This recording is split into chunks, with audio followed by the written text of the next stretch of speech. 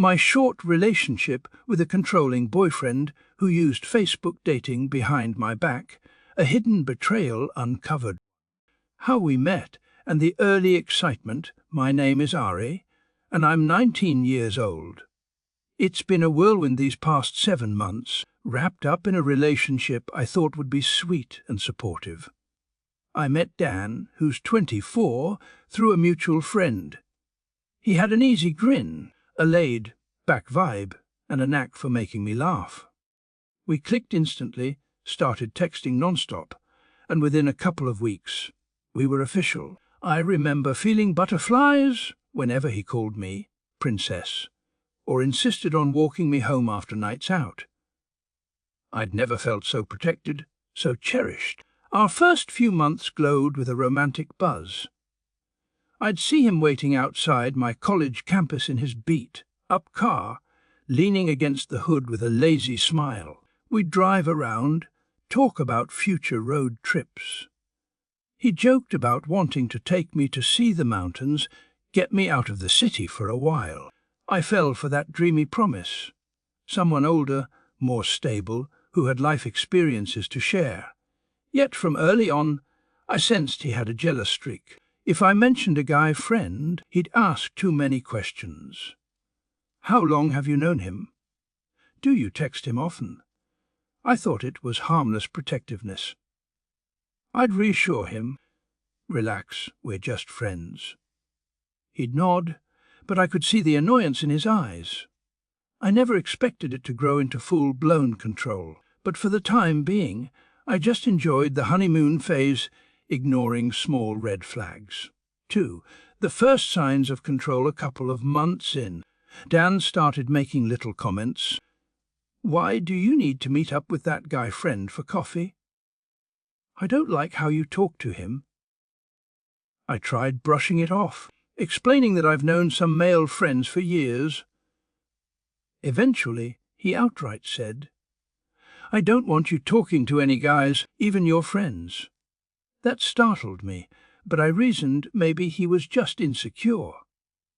I wanted to show him he had nothing to worry about, so I backed off from some male friendships. In my heart, I felt uneasy. Why should I have to do that? At the same time, Dan would shower me with compliments, buy me small gifts, or turn up unannounced at my place with takeout. I felt torn. On one side, I was flattered, enjoying that he made me feel special. On the other, I noticed a creeping sense of being monitored. If I was out with girlfriends, he'd text constantly, demanding pictures to prove I wasn't with guys. I'd sigh but comply, wanting to keep the peace. I told myself it was just his way of caring. We continued like that for a few more months, me adjusting my social life to avoid arguments, him acting sweet as long as I followed his guidelines. I told a couple of close friends I felt uneasy, but they said maybe I was overthinking. Plus, I really did like him, so I pressed on, ignoring the tension. 3. The phone incident. One evening, he grabbed my phone from the nightstand while I was in the bathroom, rummaging through my messages. I came out to find him scowling at a text from a classmate, a harmless group project update. He confronted me, voice tight. You told me you never text him. I tried explaining we had to coordinate for school, but he was in a rage, accusing me of lying. I was stunned by how quickly he escalated. Eventually, I managed to calm him down, showing him the entire conversation was purely about class deadlines. He begrudgingly gave me my phone back, muttering that I better not hide anything else. I felt violated but also relieved it was over. That night, though, I realized I'd let him set a precedent. It was apparently okay for him to go through my phone. I was naive enough to believe that if I had nothing to hide, it was fine. A piece of me was annoyed, but also grateful it was resolved. I assumed that was the end of phone snooping. 4. My turn to check his phone, fast forward a short while later. We were in bed, half asleep. I recalled how he demanded to see my phone, rummaging through it. A quiet voice in my head said, "Maybe you should check his phone too, just to confirm he's as loyal as he demands you be." I felt a pang of guilt at the idea. I never liked snooping. But I reasoned fair is fair. If he rummaged through mine, I could do the same. I waited until he was asleep. My heart pounded as I picked up his phone from the nightstand. I was trembling, feeling both terrified of what I might find and guilty for crossing a boundary. I unlocked it easily. He'd shared the passcode once. I spotted his messenger app, and then I noticed the 3 lines in the corner that toggled accounts. I remembered he told me he had an old Facebook account he lost access to. "He can't get in," he'd said months ago. I clicked it out of curiosity. To my shock, it seamlessly logged me in, meaning he'd lied about not being able to access it. Once in, I saw it was indeed active. My stomach knotted as I scrolled through Messenger. Most messages were just him texting random girls. What's up? Beautiful, often around midnight or wham. Apparently, not many responded, but still. I recognized these time frames were during nights he told me he was gaming or chilling at home. I clicked further, finding he had set up a Facebook dating profile on that old account. The messages were all from the months we'd been dating. Some attempts at flirting, many girls not replying, but it stung anyway. I closed my eyes, feeling anger bubble up.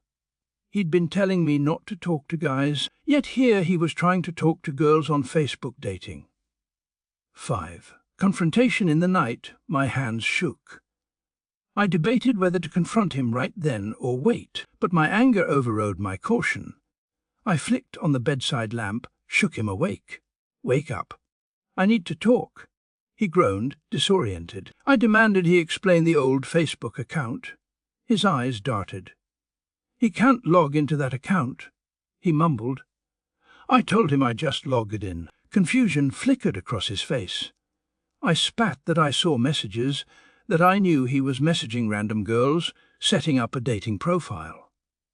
He stammered out excuses. "That's not mine. Maybe it's glitched.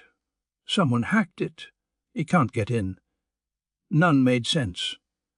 I felt my rage surge, reminding him how he went ballistic at me for texting a classmate, yet he was out here trying to chat up random women.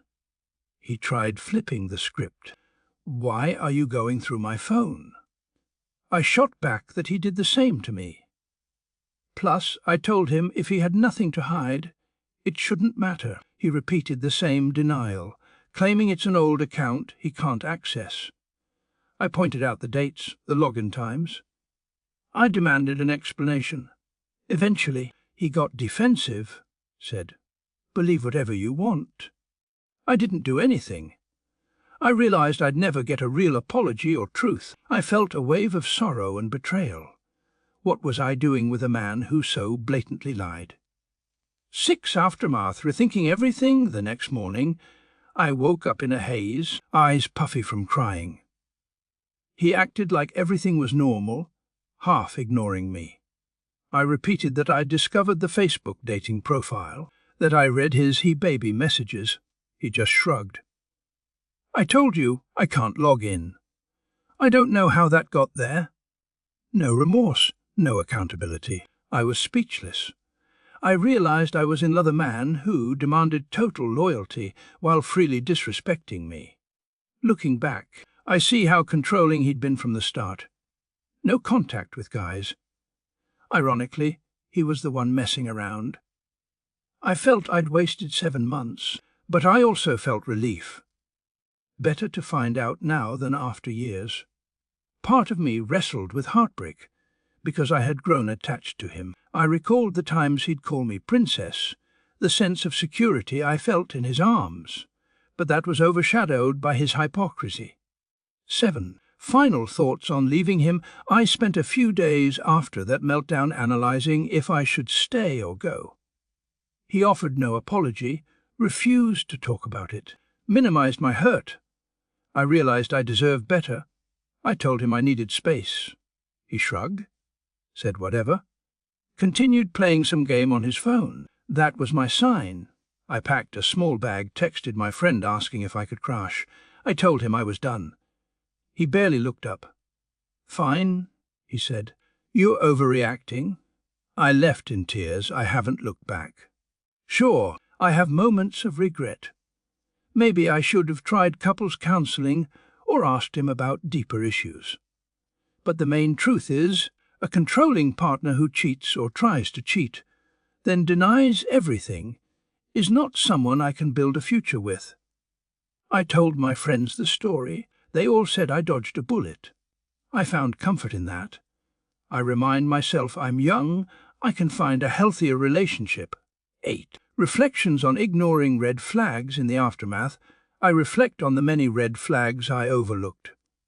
How he was weirdly insistent I not talk to any guys. How he rummaged my phone, accusing me of wrongdoing for normal friend texts. How he insisted he had an old Facebook account he couldn't access, but apparently used it to flirt with random women. How he never expressed remorse when caught.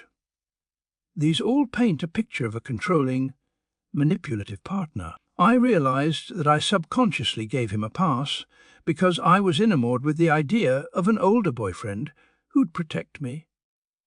Ironically, he was the one I needed protection from. 9. Coping with heartbreak. The first weeks after leaving him, I cried a lot. Heartbreak is heartbreak, even if the partner was toxic. The man I thought I loved turned out to be a liar. I missed the routine, the good parts. His jokes, the way he'd hold me close at night. I had to remind myself those good times were overshadowed by deep dishonesty. I confided in a close friend who basically said, "Girl, you deserve trust and honesty, not some hypocrite controlling jerk." I repeated that mantra daily, especially on nights I felt lonely. I also found surprising empowerment in reclaiming my freedom. I reconnected with male friends I'd distanced myself from. I apologized for ghosting them. They were kind, understanding. I realized how silly I'd been to let a controlling partner isolate me. Now I could text whomever I wanted, guilt-free. 10. A glimpse of clarity over time. My heartbreak settled into clarity. I was never truly in love with him. I was in love with the idea of security he offered. I see that now. The illusions of a protective older boyfriend felt comforting, but the reality was stifling. Also, I recognized I'd grown. I refused to let him gaslight me. I confronted him about the old Facebook account, demanded truth. Even though I didn't get it, I took steps to leave. I was proud of that. Some nights, I have dreams about him. Nightmares, really, where I find more evidence of cheating. I wake up shaky, but then exhale relief. I'm out of that situation. I might have wasted 7 months, but better 7 months than years. I hold on to that perspective. 11. Moral of my story. My moral is clear. If your partner forbids you from normal friendships or insists on total control, they might be the one with something to hide. Trust your instincts. If I had listened to my gut earlier. The weirdness around his phone usage, the controlling demands. I might have confronted him sooner. Also, transparency is essential in a relationship. The moment I found out he refused to show accountability, I should have known he'd continue lying. 12. Environment I left behind. I remember the small apartment we shared, a modest place with a living room overlooking a busy street. The couch where we'd cuddle to watch Netflix. It felt cozy once, but after discovering his hypocrisy, it felt like a prison. He lingered in that space after I moved out, texting me bland questions about rent or utilities, never apologizing. I told him I was done with everything, blocked him eventually. I think he might still be living there alone, or maybe he's hooking up with random girls from Facebook dating. I don't care anymore. 13. The new environment I embrace. I moved in temporarily with a friend, then found a small studio of my own. The environment is bright. Lots of windows, minimal furniture, a fresh start vibe. I decorated with pastel cushions, hung up new artwork. I find solace each evening when I come home. No tension, no fear of snooping or arguments. I invite whoever I like, watch whatever I want, text friends at midnight without accusations. It's freedom. I also discovered a sense of confidence I didn't know I had. I handle my finances, set new goals, maybe plan to travel solo. Ironically, I'm living more boldly than before 14. The emotional landscape, I still have flashbacks of seeing those messages on his old Facebook account. "Hey gorgeous, you up?" At wham, typed while I probably was asleep next to him. It stings, but it also reaffirms I made the right call. I'm only 19, with so much life ahead. A controlling cheater is not how I want to spend my early adulthood. I share my story with other young women, cautioning them about red flags. Some say I'm brave for leaving quickly, but I also regret ignoring signs for so long. Days pass, turning into months. I date casually, meeting new people with open eyes. I trust but verify, ensuring I never let someone isolate me again. I no longer see him, except in a chance social media glimpse or random memory. I block it out, focusing on the next step forward. 15. Concluding my journey, my story ends not with a fairy tale, but with self-realization. I overcame heartbreak triggered by discovering my boyfriend's hidden Facebook dating escapades. I confronted him in the dead of night, saw his lies, endured his deflections, and left him behind. Though I remember the pain, I also stand taller, having chosen self-respect over illusions. Time will keep healing me. I'm forging new dreams.